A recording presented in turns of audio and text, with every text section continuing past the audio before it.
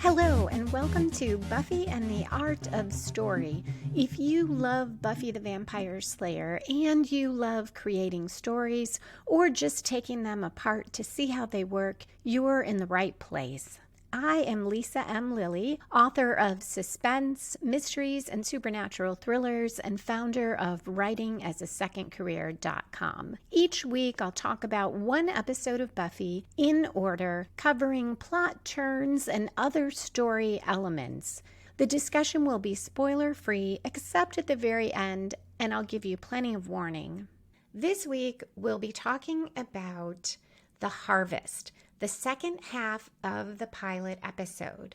So in terms of plot points, we'll pick up at the midpoint and go through the turn at the 3/4 mark of the story into the climax and the falling action. We'll also be talking more about character development because I didn't get to do as much of that as I would have liked in the first episode, and a bit about story questions and how that keeps us coming back even though the main plot resolved. Okay, let's dive into the Hellmouth. The Harvest picks up right at the midpoint.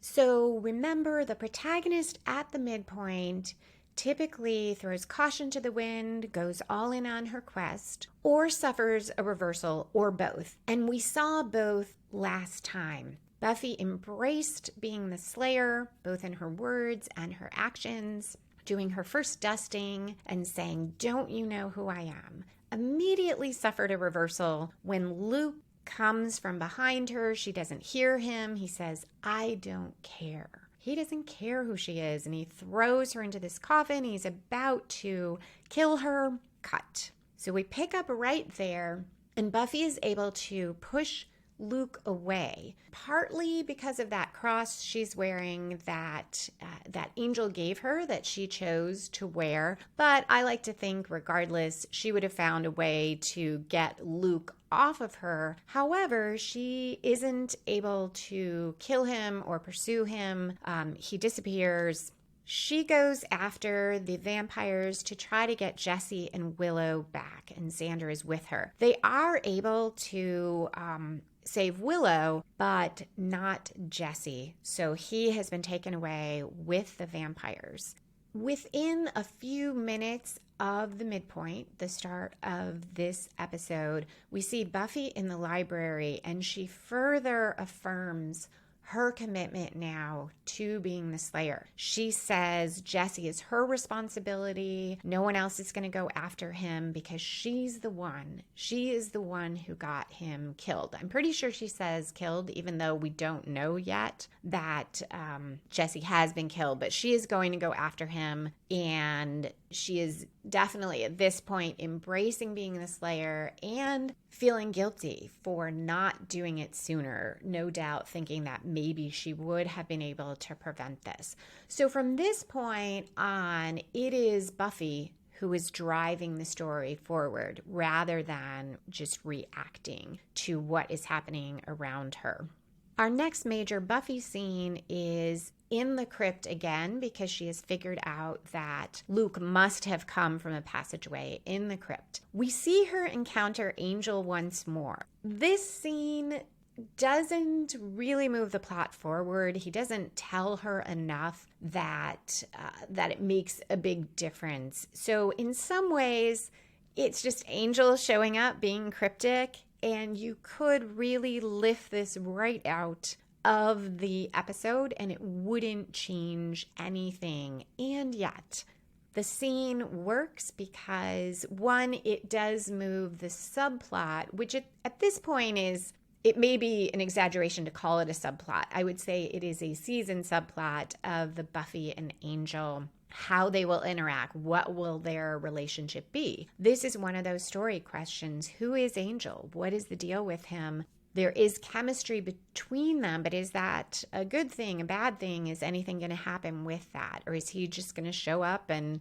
give some information and disappear?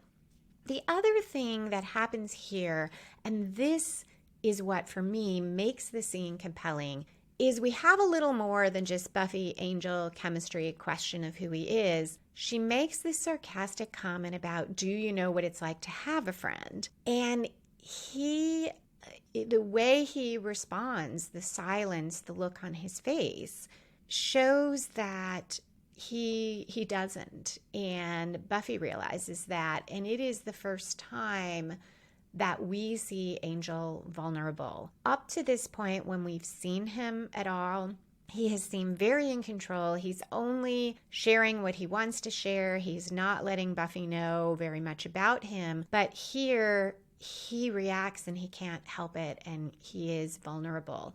And this is part of what makes us like a character and engage with a character. So that also, at least for me, makes that scene engaging, and is why I would not want to see it lifted out of the story, even though for the main plot, we don't need it. And I love that because while as a writer, because I do genre fiction and thrillers and suspense, generally I'm really trying to make each scene move the story forward. That's what helps keep a fast pace. At the same time, this shows there is that place for that quiet scene that shows this relationship, develops these two people, as long as there is enough tension within the scene to keep it interesting in itself, that every single scene does not have to move that main plot or even a clearly defined subplot, because as I mentioned at this point, there isn't really a Buffy Angel story arc for this pilot episode. We also get to learn quite a bit about Xander. In the first half of the pilot, we see Xander. We meet him. He's a bit awkward. He says the wrong thing. He's aware he says the wrong thing. Oh, we also see that Xander is very loyal, because even though most of that first episode he's focused on trying to impress Buffy, seemingly mainly just because she's the new girl and she's cute. And we see him skeptical when he overhears her and Giles talking about her being the Slayer. Now he's having questions about Buffy. And when she's first saying, I gotta know where Willow is, after Willow has gone off with the vampire, he is saying, oh, because you might have to slay a vampire. But as soon as he grasps that Willow is truly in danger, all that goes out the window, and he is right there. He's not caring about, oh, Buffy's pretty and he's got to impress her. He's not caring that maybe the whole idea of vampires he doesn't believe in. He is right there to help Willow. And we see that again, and perhaps more so with Jesse, because now he knows Jesse is in danger. He has seen the vampires and he wants to help.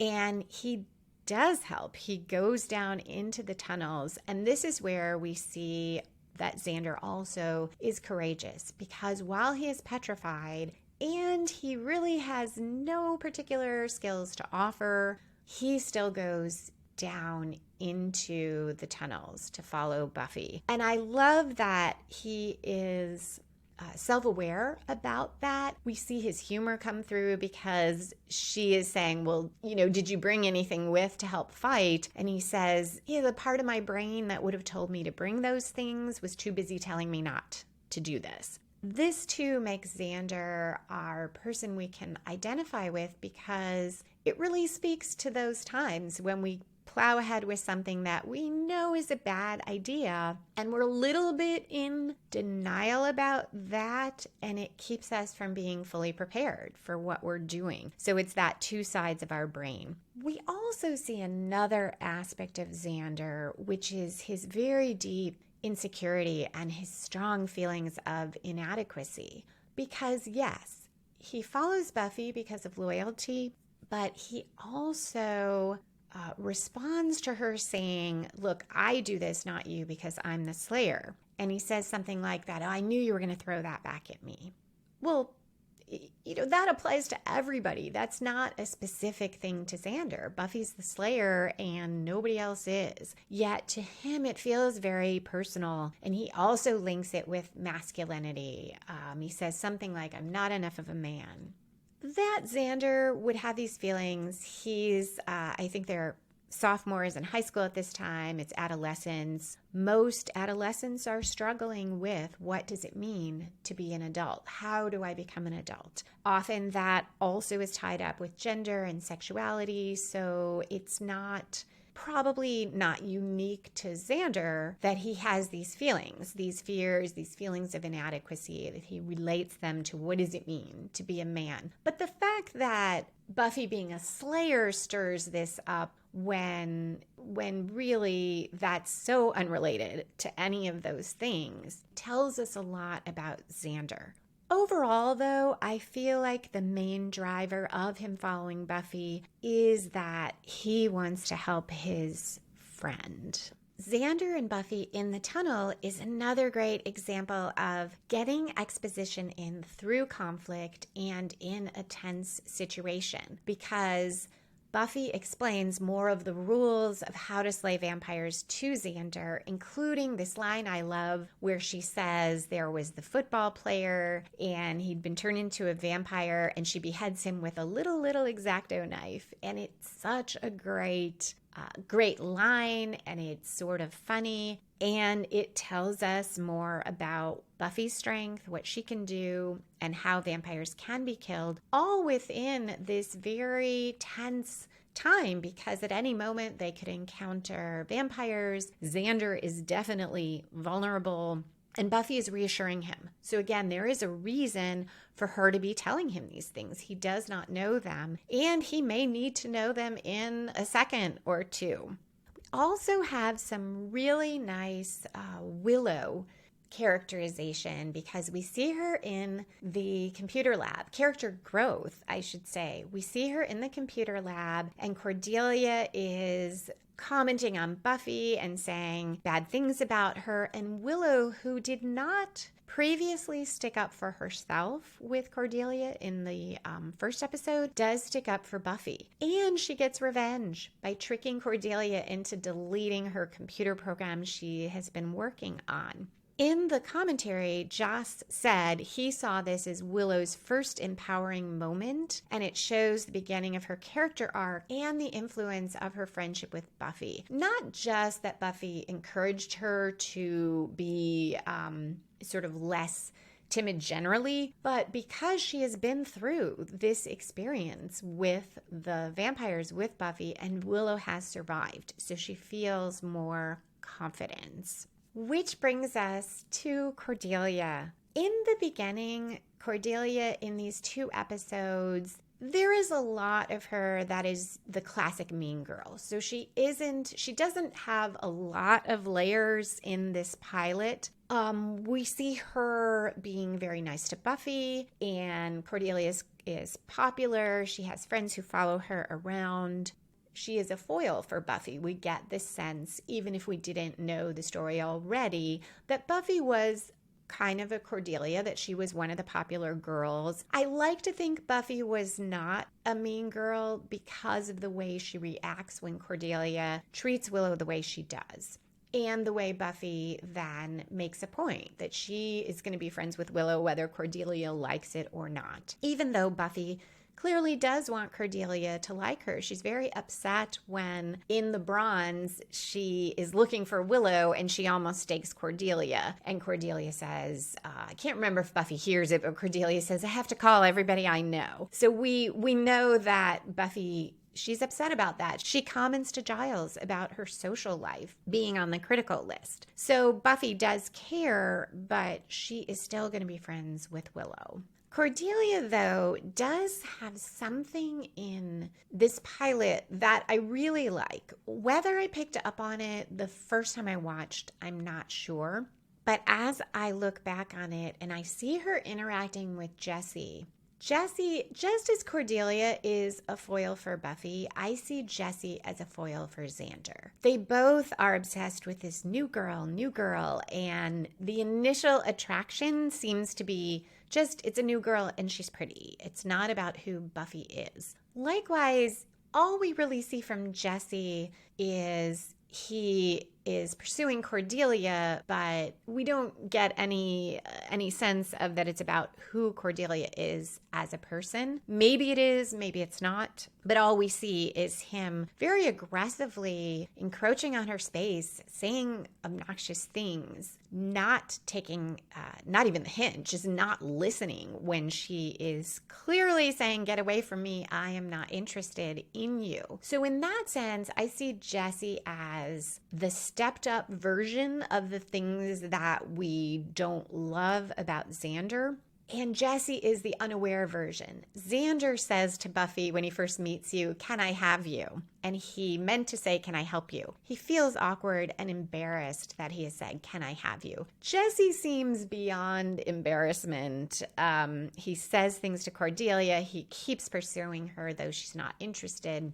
And he doesn't seem to have self-awareness about that. Cordelia, what I like is that she is so clear. And I feel like all of us have had those moments where we have what's going in our head and we don't say it because we think that will be too mean, or someone is approaching us, particularly for women and girls. And this must happen to non-females as well. But for me, it's something I'm primarily familiar with from talking to other girls and women, which is where a guy comes up to you and you are not interested, and there is this line to walk. Most of us have had that happen on a bus, or, if you take public transportation or on the street. And there is that you need to push this person away because you don't want to encourage him to hang around and to stay there. And yet, if you are too insistent, you are too cutting, you are even too clear, there could be a violent reaction. And it is kind of fun to watch Cordelia just shut Jesse down and say, I am not putting up with this guy who keeps coming over and is encroaching on my space and doesn't want to take no for an answer. So that is part of what I like about Cordelia in this episode, where other than that, she seems to be kind of that classic mean girl. So all of this has grown from the midpoint, specifically from Buffy's commitment at the midpoint to go after Jesse and do everything she can to save him and prevent more harm. She goes down into the tunnel. Xander follows her because she has made that decision to do that. The Master also is acting in response to Buffy's commitment because, remember, he and Luke are talking. Master is upset that Luke has not brought back more humans, that Darla and the others have not brought back more humans for him to feed off of. And Luke says, there was a girl, she fought me, and she lived. And he and the Master agree that Buffy probably is the Slayer. This is the first time they have faced a Slayer in a long time. The fact that Buffy embraced being the Slayer, fought off Luke, triggers the Master to, instead of feeding off Jesse, turn him into bait. So Jesse now will be a way for the Master to defeat Buffy. Buffy's already coming down into the tunnels and she doesn't know this has been done, but the key is she will think Jesse is still human, and he will be able to lead her into a place of more danger, which is exactly what happens. So this has grown from Buffy's actions at the midpoint. In a well-structured story, we will see that strong midpoint propelling the story forward, the protagonist action propelling the story forward to the 3/4 turn. And here that is exactly what happens. From the midpoint to the 3/4 point, the mission is to save Jesse. Everything is done in pursuit of that. Right around 20 to 22 minutes into this episode, which would be about 62 minutes into the 84-minute double episode arc, Xander and Buffy are in a tight space in the tunnel and Jesse vamps out. So he has turned into a vampire and is now going to help the other vampires trap them.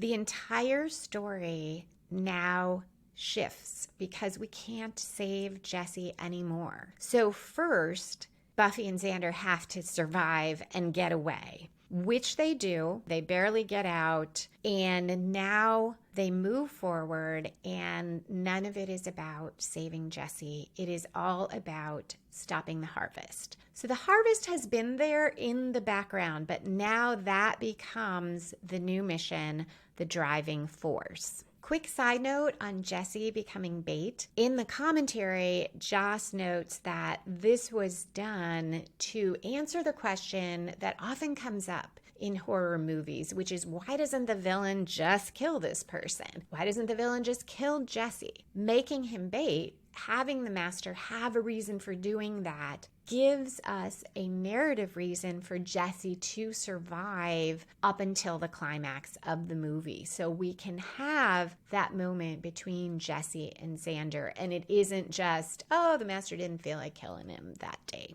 Now that Buffy and Xander have gotten away, they're again in the library with Giles. He's explaining how the harvest works, that Luke is the vessel, that the more Luke feeds, the stronger the master gets, so that the master can break free, roam the earth, and probably kill everybody. So now it is about stopping that from happening, because this is the one time when this particular ritual can be performed. Buffy now needs to, first they need to figure out where this will likely happen, and they decide it must be the Bronze. That's where you would have so many people there that could be fed off of. Buffy says she has to go home to get supplies, and we have her encounter with her mom. So throughout this 2-episode arc, Buffy has encountered obstacle after obstacle, and her mother now is one of the last obstacles to get where she needs to go. Getting supplies is that sort of mechanical device that gets Buffy to the place where she has this confrontation with her mom. What I love about the way this is done is that the supplies aren't just, they don't just get Buffy home and we forget about them. We see her get them, and we get this nice metaphor of Buffy lifting out the top of her trunk, which has all her sort of day-to-day things, and sort of Buffy the girl, Buffy the high school student, lifts it out, and underneath are all these supplies for killing vampires. And this really shows us very nicely Buffy's hidden life. And she takes all those supplies to the Bronze, and she gives them to her friends, and they do use them in the climax. I like this so much because as writers, we all sometimes need to insert something to get our character, usually our protagonist, but maybe the antagonist, from one place to the next so that the next scene can happen. So it's kind of that connective tissue that brings us from point A to B. And it can feel like we shouldn't need to bring in something artificial, or we shouldn't need to think up something to take the character from this point to the next. But this shows that, yes, that is perfectly fine as long as that device has a narrative purpose, as long as we make it pay off. And here it does. And now we have another scene that is this wonderful conflict, because it could easily have been just angry mom who's mad at Buffy and grounds her because she got a call from the principal, and on her very first day, Buffy has already skipped class. And that would be a legitimate conflict, because it would be very real. It comes out of the story. Buffy did skip class. Her mom doesn't know why, and it's not that unreasonable for her to get angry at Buffy. But instead, we get something so much more interesting and nuanced and layered, because Buffy says, or Joyce says, yes, I got a call from the principal. You already skipped class. We just got here. Buffy wants to go out, and Joyce doesn't just say, you're grounded, you're punished. She says, no. The tapes say that I need to learn to say no. So Joyce has been listening to parenting tapes, which would be now audiobooks if it were being made now. But she says she's listening to these parenting tapes. She also says she's read about the dangers of over-nurturing. So we learn from this that Joyce cares about being a good parent. She is making an effort. She's listening to tapes. She's reading. Probably she feels guilty that something about the way she was parenting is what caused or contributed to Buffy getting into trouble, getting kicked out of school, and she really wants to do something better or different for her daughter. She wants to be a better mom, so that this isn't just angry mom punishing Buffy, or even, not angry mom, practical mom punishing Buffy to say, I've got to teach you not to do these things. It is a parent struggling to do the right thing for her daughter. And in response, Buffy, of course, is frustrated because she needs to go save the world and she has to deal with her mom. Yet the dialogue, her expression, all of it tells us that Buffy's frustration, she's not angry at her mom for being a mom. She wants to be the daughter her mom wants, and she wants to be able to tell her mom. Her anger and frustration comes from that dual role. It's exactly what her trunk has shown us, that she has to respond to her mom, play the part with her mom of being the daughter and the high school girl, and she can't reveal what's underneath. And her anger and frustration is very real, but she doesn't take it out on her mom. She is struggling to find a way to explain it, and she can't. And this is a real conflict. It's not something that is easily solvable. And you have two people with good intentions who truly want the best for each other who have this conflict. And that I just love. The best conflict that you can have, I think, as a writer, is that type of conflict. So Buffy resolves this by sneaking out of the house because that's the only way she can get out. And she is late to the bronze, but she does get there. So now we are driving forward to our climax. And notice something else, that from that 3/4 point to the climax, action is going very fast. We're moving forward. There isn't more, I don't think there's any more exposition in there. It's just the events are going one after the other, arising out of that 3/4 turn and moving forward. Our climax, which fits the theme of the show as it's developing, is not only about Buffy. We see all our main characters engaged in this fight. And how they fight, particularly Willow and Xander, so fits with their characters. Willow throws holy water on Darla, who is attacking Giles, and Darla runs away. I love this for a couple reasons. One is throwing the holy water seems to fit for me with Willow, because Willow she's not the Slayer, and she has been probably the least physical in her fighting. She is not wanting to go down into the tunnels with Buffy. I have no doubt if she had the strength or something to add, superpowers, she would be right there. But she knows that she doesn't. She goes with her strengths, which is she stays and researches with Giles and contributes that way. So the holy water fits in that it is a type of tool or weapon that we definitely believe Willow would do.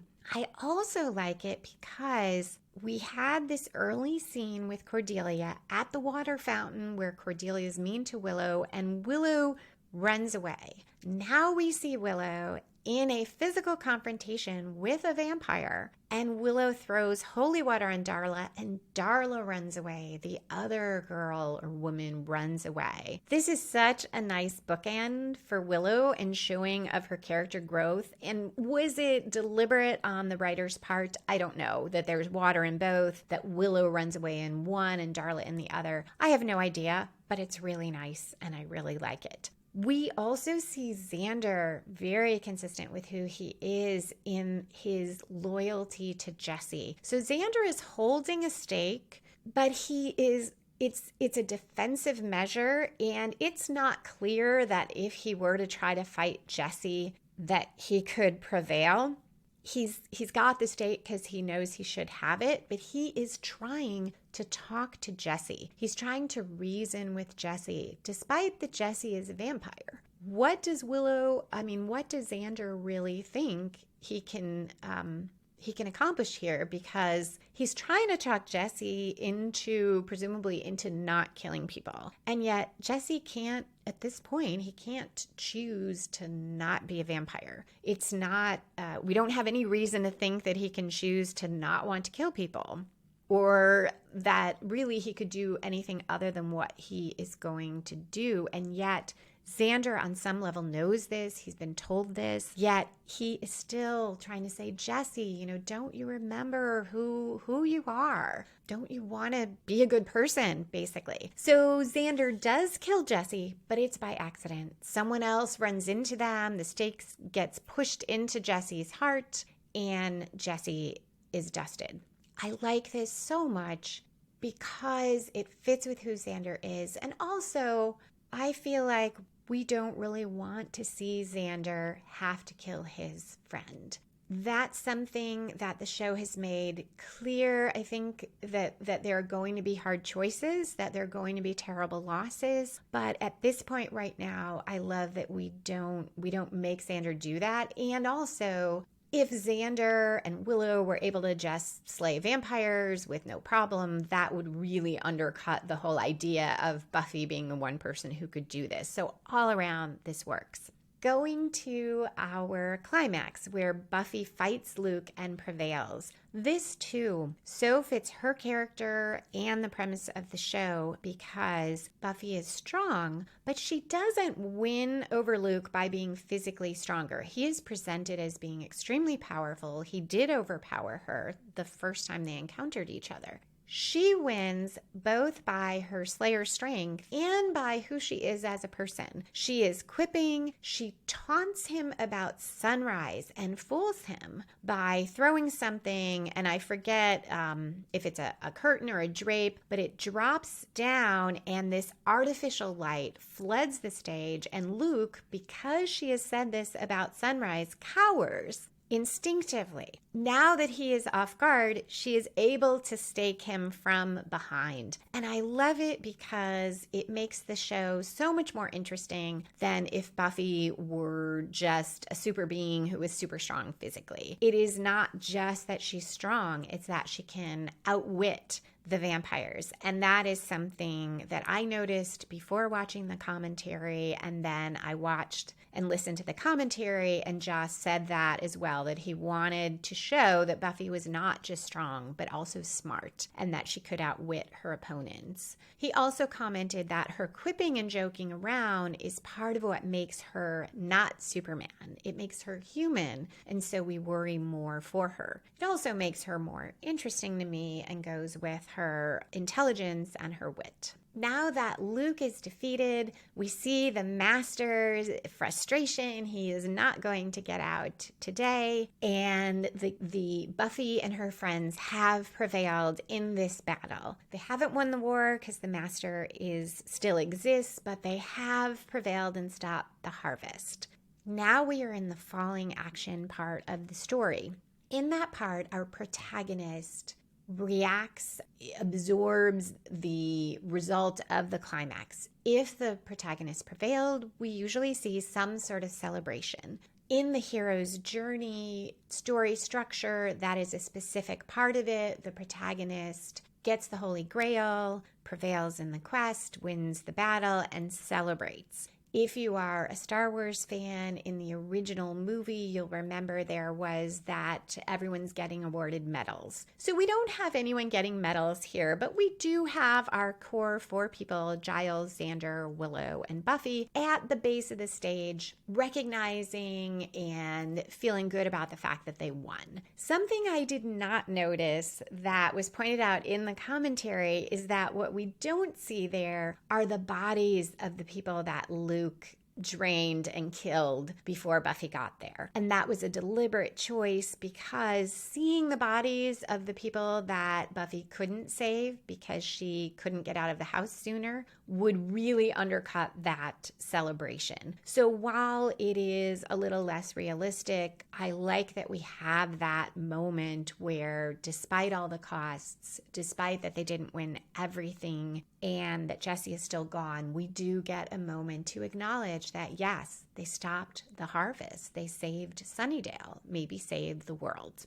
Also, part of the falling action is tying up the loose ends, the things that we have put out there, and the reader wants to know, how does this resolve? The major one we have here is what will happen now that so many people have seen vampires and have seen Buffy fighting them and winning. If that were to now bring Buffy out into the open, that would seriously undercut the series. So we have to have an explanation for how does this keep happening? And we get it from Giles. He says people rationalize what they can and forget what they can't. This comes in the context of, I don't remember if it's Willow or Xander saying, oh, everything's going to be different. And Giles says, no, it's not, and here's why. And then we get an example of it because we hear Cordelia doing exactly what Giles says. And she seemingly has forgotten that Buffy saved her life.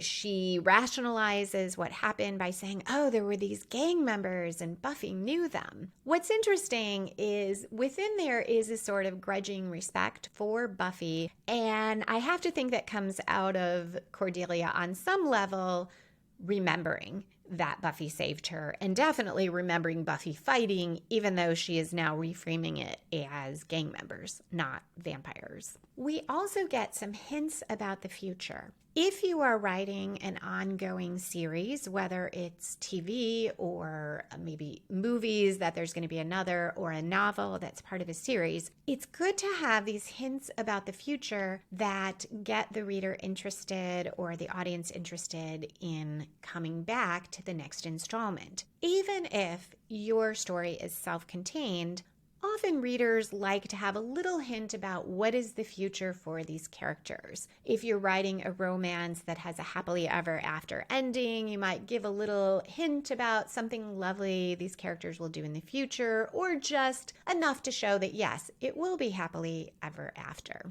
If it's suspense or mystery and the protagonist has prevailed, usually the reader wants that emotional satisfaction of knowing that there are some good things in store for our protagonist and whatever other characters we become engaged with. Maybe we want to know there's punishment for the antagonist. So this is where you tie up the loose ends and add a few hints about the future. Here what we have is Giles commenting about what else can happen on the Hellmouth, the other kinds of monsters. And we had a little of that in, I think, the pilot first half, where he's talking about the Time Life, the jokes about the Time Life books, and you can have all kinds of monsters here. So again, he says that. Plus, we get the hint about the future that Buffy, Xander, and Willow are going to continue to be friends, and that this will be a big part of what makes Buffy's life fun as she deals with slaying vampires, and that they will probably continue to help her. So these are nice hints about the future.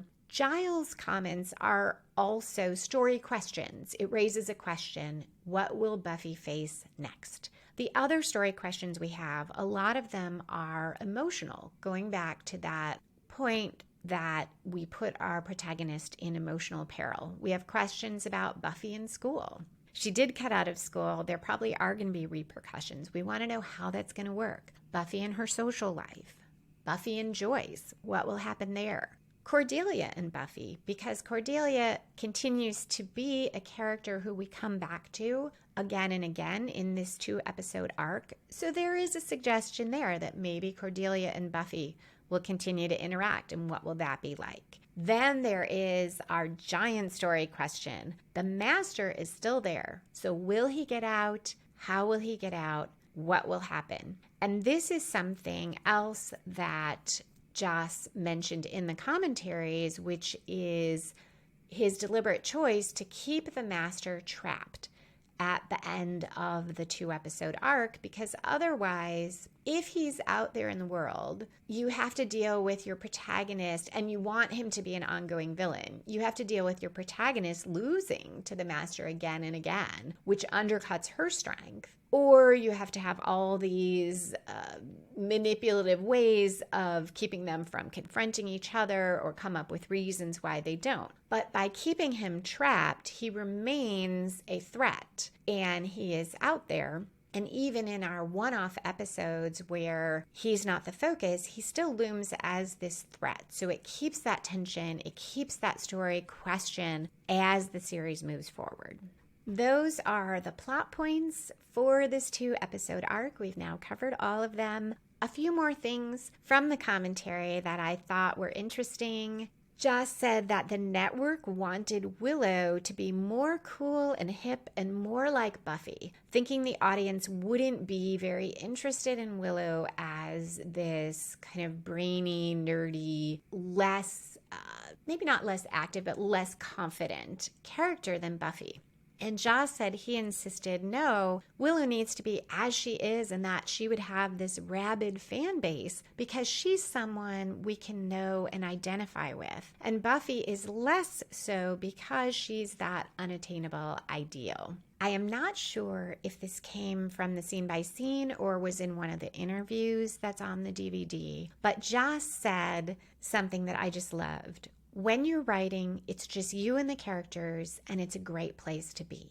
And that is so how I feel at the best moments. Sometimes I'm writing and it's a slog, and I'm just getting from one scene to the next, and I'm just getting words down on the page. And it feels like that. But other times, and it's what keeps me writing and going back to the keyboard and going back to my characters and stories, is that moment when I just feel I am right there in that story, in that scene with those characters, and it feels so amazing. When I read back later, most of the time, what I wrote when it feels plotting and mechanical is just as good as what I write when I feel great. I don't really see a difference. I can't pick out later which scenes I really felt in the moment on, but it just feels so much better when it's like that. So I love that quote. Next week, we'll be talking about episode 3, The Witch. That is a self-contained episode. And I love that because we can go through all the plot points, the opening conflict, the turn at the 1/4 point, the midpoint, the next major plot turn, the climax, and the falling action, all in one story. So I am looking forward to doing that. We'll also talk about how the one-off episode still advances some of our character storylines, which is part of what keeps the audience going through the series, whether or not they like a particular one-off episode. If you are interested in spoilers, foreshadowing, I hope you'll stay around. If you do not want to hear spoilers, thank you so much for listening. You can find me at lisalilly.com or writingasasecondcareer.com. And we're back with spoilers. Angel. This episode at the crypt with Buffy, there are a couple more hints that he is a vampire because he knows the master and he knows the other vampires. Again, I did not pick up on that he might be a vampire, but I have heard that some people got it at that point. One thing that doesn't work for me in this scene, in retrospect, because I know it's coming, is when Angel says he isn't going to go with Buffy into the tunnels. He says, I'm afraid. Given what we find out about Angel and how his character develops later, there's no way that I believe that he's afraid to go with her. Angel is so powerful. I understand why we don't send him with her. That would undercut the whole premise of the show. It's Buffy who needs to be fighting. It's Buffy, the one girl in all the world. And if we send a powerful vampire with her in the pilot episode, that's a whole different show. Later on, Buffy and Angel will fight together. Sometimes Buffy will save Angel. Once in a great while, Angel will save Buffy. And that certainly works. There's no reason you can't have our very strong protagonist being saved by other people. Xander saves Buffy. But if in your pilot you have that happen, you are signaling a much different type of story. So I understand they had to give some reason why he wasn't going to go with Buffy. I think it's always interesting to look at these early episodes when you see where the characters and the plot goes later and see what kind of has to be retconned in order for it to work. Another example of that is Darla. She, in this episode, and I want to say a couple more, she is nowhere near as powerful as not just that she'll become, but as the backstory we get later shows that she is. Darla, as her character is developed on Buffy and Angel, we find out just how powerful she was, how smart, how strong. And so when I go back and see these early episodes and see her much more deferential to the master than I think she ever would be, and a little bit much more taken aback by Buffy than she would be, it really stands out in retrospect. This is something that is explained more or less in the commentary, and I did not know this. Joss said that initially the plan was that Willow would kill Darla, but they like the actress so much and the character so much that they decided to keep her around. So that totally makes sense to me. I think you can see that because I don't think the writers had any idea kind of who she would turn out to be or how important she was. If you're writing a novel, something to keep in mind is audience members, especially at the time Buffy was made, would definitely give the showrunners some leeway, the creators of the show some leeway in retconning characters, because everyone understood that when a TV show starts, nobody knows if it's going to continue, how long it's going to continue, and there's a big difference between what you might do if you're looking at a season versus 3 seasons or 5 seasons or 7 seasons. So audiences are generally willing to go with a certain amount of revision later. If you're writing a novel or a screenplay for a movie, that is self-contained, and readers, I think, have a higher expectation, I certainly do, that within the world of that novel, the character change that you do, you really need to justify it. So if your character of Darla is going to be kind of in awe of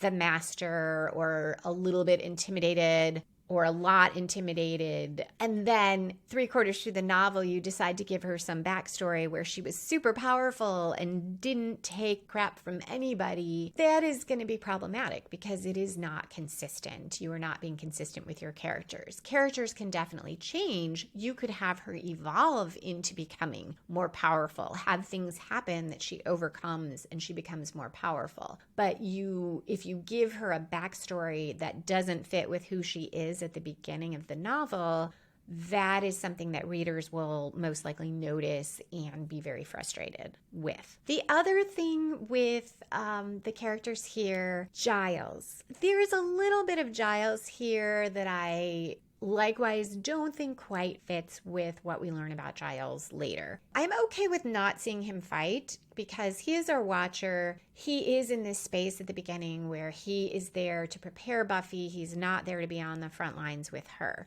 That being said, I see a little bit of I feel a little bit misled in that I'm pretty sure he appears as if he cannot at all fight off Darla. Or at least the way he acts to me does not fit with the Giles where we later find out he has this past where he raised demons. We find out he is quite a good fighter. He's very tough. He used to be called Ripper. All these things, I would have expected to see a little bit of a hint of that, or at least to not see him unable to, or maybe being doing the least fighting in this episode. I understand why we see that. I just personally would have liked it better if maybe we just didn't see Giles fighting at all, rather than kind of seeing him. I think it's Darla is attacking him when Willow throws the holy water. So I feel like that's just a tiny bit of a mislead. And I've always been curious whether that was a misdirect to kind of take the audience with Buffy more by surprise when we find out about Giles' past, or if they just hadn't really decided yet that he would have that backstory. My last foreshadowing is this scene with Luke and Buffy where Luke has grabbed her from behind and it looks like he's going to bite the back of her neck, and she headbutts him and gets out of it. Now, why do I find that so compelling? Because in the season finale, we see Buffy and the Master in that same position, but because the Master is so powerful, not just physically, but psychologically and emotionally, and Buffy is frozen in fear, or because he does have this kind of psychic power, she's not able to get out of it. With Luke, despite how strong he is, she did the headbutt and got away. With the Master, she remains frozen and he kills her. That tells us so much about the Master's power and about Buffy's response, Buffy's fear. It makes me wonder whether, knowing the prophecy, how much did that undermine her ability to respond in that moment? And I'm sure I'll hopefully remember and explore that when we get to that episode. But I really like that foreshadowing of that moment, which is then escalated and comes out so differently. That is it for this episode of Buffy and the Art of Story. Next time we'll be talking about The Witch. In the meantime, you can find me on Twitter at Lisa M. Lilly, at lisalilly.com, or at writingasasecondcareer.com. Hope to see you next time.